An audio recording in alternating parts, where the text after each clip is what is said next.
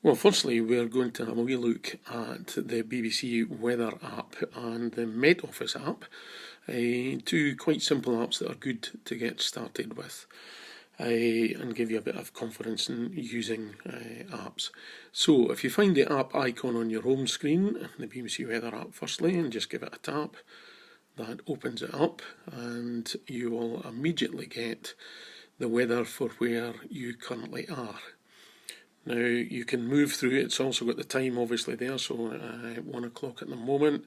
You can then move through just by moving your finger right to left, sorry, and that takes you through the rest of the day's forecast by time, giving you temperature and the prospects of rain and the wind speed and so on and so forth.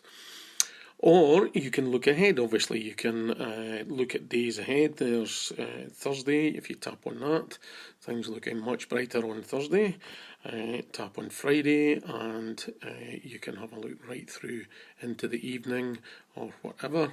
And in the area, the large area at the top, you'll get the highest temperature and the likely minimum with a general indication of the weather, sunny intervals and light winds.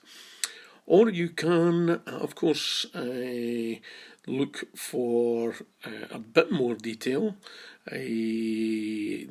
by tapping on a particular time. So, for instance, 1 o'clock there, if I tap on there, it actually gives me far more information, even including the humidity, the pressure, the visibility, what the temperature feels like, low chance of precipitation, etc.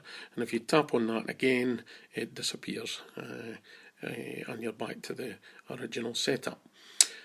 Of course, you may want a forecast for somewhere else as well, and you do that by tapping on the menu at the top left. And then when that appears, tap on where it says enter a town, city or UK postcode. That's the search bar there, and you can simply type in the name of a city. In actual fact, you can do cities across the world with this, but just for simplicity I've picked Glasgow there. When it appears on the list, Glasgow City, simply tap on that, and now you've got exactly the same information as you had for your current location. You've got Glasgow there and all the information you could want. Okay. There may on occasions be warnings issued. That would appear in the top right hand corner. That gives you information about any extreme weather that's anticipated and so on and so forth. There's none actually there at the moment on this screen, but that would happen if there was. And that's pretty much it. It's really quite straightforward to use. You can tap on the menu again and go back to your current location, and that takes you back to there. But as I say, it's worldwide and so forth. Okay, so that's the BBC Weather app. That's pretty much it. You can play around with that to your heart's content. If you come out of that and then go to the Met Office app, it is very similar. When you open it, it picks up immediately the location where you are and gives you a broad forecast of what the weather's like over the coming hours. If you want, what you can do is get more detail. You'll notice that there's a UK national weather and UK maps as well that you can obviously look at, but you can get more detail for your precise location just by tapping anywhere in that box, and that brings up this page as you can see here. Again, very like the BBC one, it's just laid out in a slightly different way.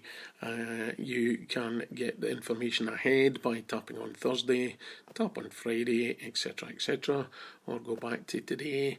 It's laid out slightly differently. You can tap on precipitation. It's there by default actually, and that tells you less than 5% chance of rain. Feels like gives you the actual feels like temperature as opposed to the actual air temperature itself, and you can also get wind details too. If you scroll down the page by going just moving your finger down up towards the top, you'll get more information: sunrise and sunset, UV forecasts, air pollution, and you can go down to pressure, humidity, visibility, etc. Now, obviously, at different times of year, these will be of more use than they are at other times, sort of thing.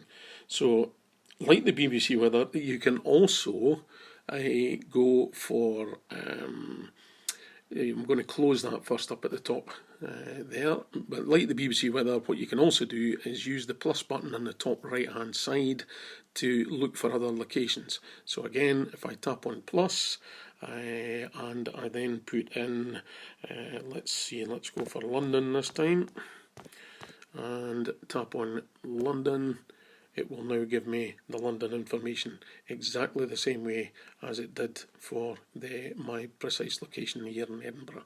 Okay, you can just close that up at the top left hand corner, or you can tap save, and what that does is adds London to your main Met Office page, your own personal page, when you open it up. So that's a quick guide to the BBC and the Met Office apps, and all you need to do really is get a wee bit of practice at playing around with it to find the different things, the different information and the different tools that you have at your disposal.